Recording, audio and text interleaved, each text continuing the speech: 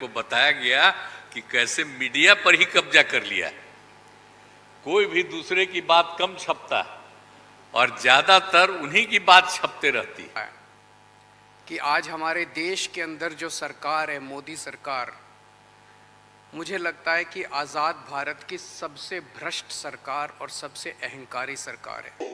जो परिवार को आगे ले जाना चाहते हैं, लालू को तेजस्वी की चिंता, अखिलेश को डिम्पल की चिंता,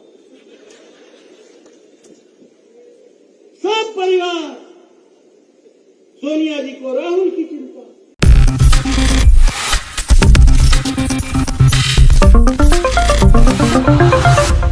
नेक्स्ट नाइन न्यूज में आपका बहुत बहुत स्वागत है। मैं हूं आपके साथ अबरारुल हक रहमान। दर्शकों, इस समय जो है 2024 को लेकर के लगातार जो है सत्ता पक्ष और विपक्ष के भीतर गहमा गहमी का माहौल, और आज मेरे खास प्रोग्राम मुद्दा आज का में इसी बात की विस्तार से चर्चा करेंगे और साथ ही हर एक उस पहलू पर नजर दौड़ाएंगे जिससे राजनीतिक समीकरण बदल सकते हैं। आइए समझते हैं विस्तार से इस पूरे मामले।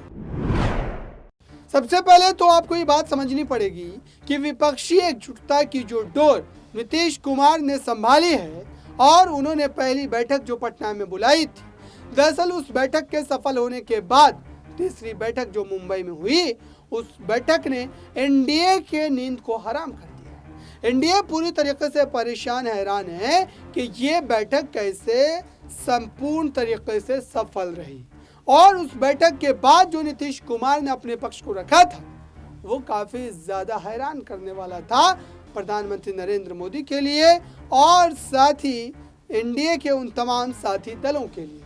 आइए पहले आपको सुनाते हैं नीतीश कुमार ने मुंबई में हुई तीसरी बैठक के बाद कैसे अपने बयान को देने के बाद जो है बीजेपी के लिए परेशानी खड़ी कर दी थी। को बताया गया कि कैसे मीडिया पर ही कब्जा कर लिया। कोई भी दूसरे की बात कम छपता और ज्यादातर उन्हीं की बात छपते रहती। कितना काम पहले हुआ है, अलग अलग राज्यों ने कितना काम किया है, दूसरे पार्टियों ने, उसका कम छपता। ये कम करते हैं और ज्यादा छपता रहता। तभी तो आप लोगों पर कब्जा न है जी, तब तो उपाय है। और जब एक बार उनसे मुक्ति मिलेगी तो आप सब प्रेस वाले आजाद होइएगा और जो आपको उचित लगेगा वही लिखिएगा और वही बोलिएगा। ये बहुत जरूरी है। अगर प्रेस के लोग कुछ लिखते हैं, कहीं क्या काम हो रहा है, क्या ठीक नहीं हो रहा है, वो जब लिखते हैं तो उसका असर जनता पर कितना पड़ता है। और आजकल देख रहे हैं कोई काम नहीं कर रहे हैं और खाली उनका बड़ाई हो रहा है। आज जो राज्य वाला बेचारा जो काम कर रहा है उसकी चर्चा कम होती। तो ये ना हो गया, इसलिए पता ही है। दूसरी चीज है, देश के इतिहास को ही बदलना चाहते हैं तो हम लोग सब मिलकर के देश के इतिहास को नहीं बदलने देंगे और सब मिल करके जो अपना देश है वो पूरा मजबूती के साथ होगा और समाज के हर तबके का उत्थान होगा और किसी की उपेक्षा नहीं होगी। तो इसीलिए सब मिल करके, और जानते भी न हैं, बहुत कोशिश चलते रहते हैं हिंदू मुस्लिम कुछ इधर उधर हो जाए, लेकिन सबको एकजुट होकर के न है जी। देश तो सबका है ना, तो सब एकजुट होकर के, तो सब मिल करके और सारा अच्छा काम कर रहे हैं, तो सबको लेकर के आगे बढ़ाना है। और तो इसीलिए जरूरी है कि अब सब लोग, अब अच्छा हो गया है, सब लोगों को अपना अपना अधिकार था तो, लेकिन अब इतना ज्यादा हम कोशिश करते रहे, बहुत कहते रहे कि जरा मिल जाइए।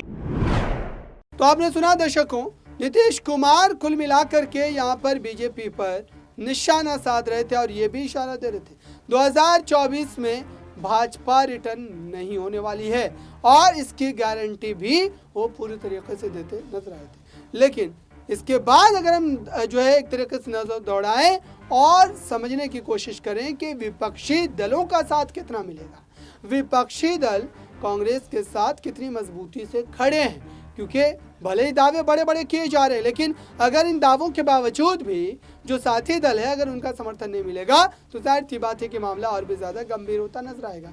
लेकिन इसमें मजबूत कड़ी अरविंद केजरीवाल है। अरविंद केजरीवाल को भी जो है इस गठबंधन में जाने की एक बड़ी वजह यह है कि बीजेपी उनके खिलाफ हाथ धो करके पड़ी है, चाहे वो किसी भी मामले हो। ईडी सीबीआई का लगातार शिकंजा कसता चला जा रहा है। आइए पहले सुनते हैं अरविंद केजरीवाल के इस पक्ष को।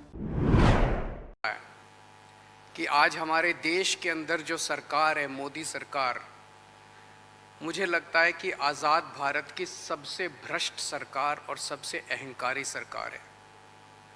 एक भारतीय होने के नाते मुझे बेहद दुख होता है। पिछले 3-4 दिन से हम पढ़ रहे हैं कि विदेशों के अखबारों के फ्रंट पेज के ऊपर खबरें छप रही हैं कि हमारी भारत सरकार एक आदमी के लिए काम कर रही है। वो एक आदमी भारत से पैसे निकाल के बाहर विदेश में ले जा रहा है और भारत सरकार, मोदी सरकार, देश के प्रधानमंत्री उनकी मदद कर रहे हैं।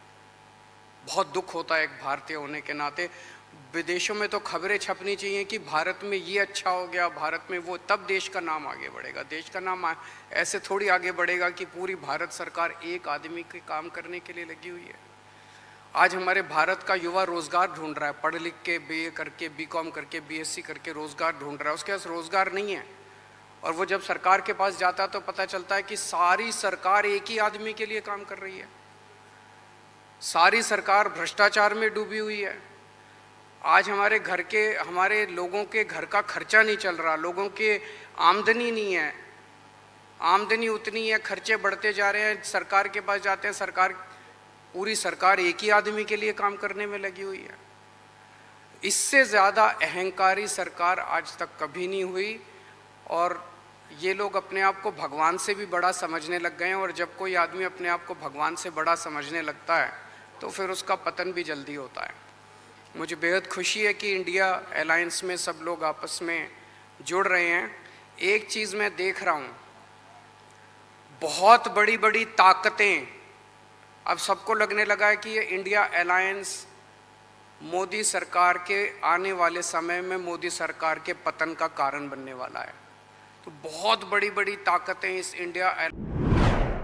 तो आपने सुना दर्शकों, अब सवाल ये पैदा होता है कि ये जो दावे किए जा रहे हैं, इन दावों में हकीकत कितनी है, क्योंकि 2024 का रन अभी भी दूर है और इससे पहले जो स्थिति बनी वो हैरान करने वाली है।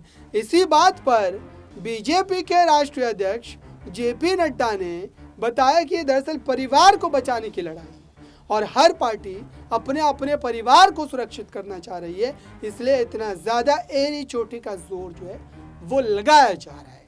आइए सबसे पहले आपको सुना देते हैं जेपी नड्डा ने कैसे अपने बयान के जरिए जो है वो परिवारवाद का एक बड़ा आरोप लगा दिया। जो परिवार को आगे ले जाना चाहते हैं, लालू को तेजस्वी की चिंता, अखिलेश को डिम्पल की चिंता, सब परिवार, सोनिया जी को राहुल की चिंता। ये काहे की नेशनल पार्टी? ये तो परिवार की पार्टियां बन गई, बाकी तो सब इनके खिदमत करते हैं। ये उद्धव, ये किसकी चिंता कर रहा है? महाराष्ट्र की या आदित्य की? ये शरद जी क्यों पार्टी टूटी? परिवार के कारण। ये परिवारवाद, ये परिवार का प्रति प्रेम।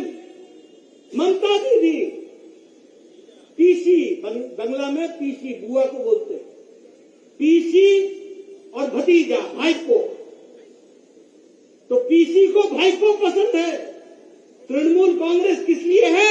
बंगाल के लिए नहीं है, भतीजे के लिए है। इसको भी हमको समझना चाहिए। ये परिवारवाद।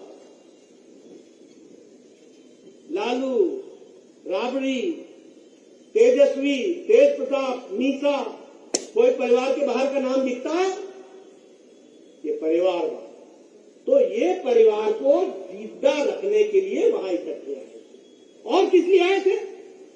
कोई रेल के भर्ती में जमीन लेने के घोटाले में था, कोई चारा घोटाले में बेल पर था, कोई नेशनल हेराल्ड के केस में। आप बताइए, माँ बेटा दोनों बेल पर है कि नहीं है? है कि नहीं है? तो ये सब लोग इकट्ठे हुए जो भ्रष्टाचार में ऊपर से नीचे ये मनीष सिसोदिया आजकल कहाँ है? अरविंद जी को नींद आती है?